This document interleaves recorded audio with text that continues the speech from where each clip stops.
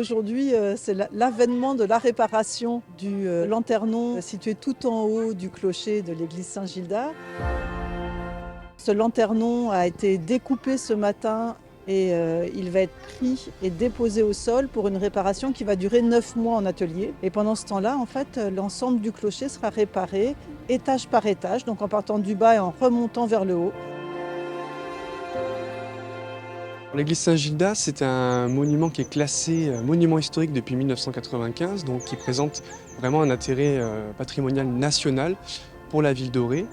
Le clocher, lui, date du XVIIe siècle, donc il a été fini en 1663 et abattu et reconstruit en 1832. Donc en fait, c'est une partie de l'église qui a subi de nombreuses transformations et défaillances au cours des siècles.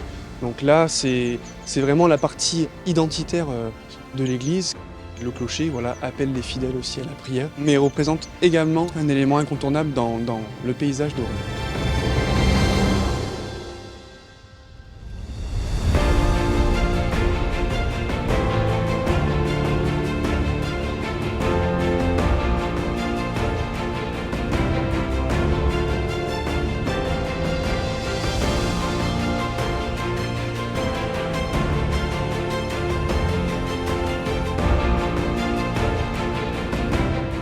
C'est intéressant parce que c'est assez exceptionnel quand même.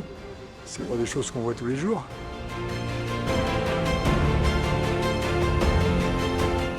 Alors ça, c'est géant. C'est géant, ça. Ok.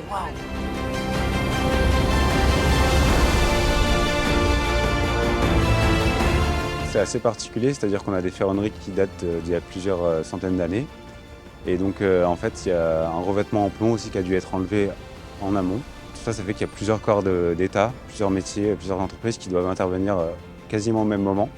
Et ils doivent prendre les plus grandes précautions.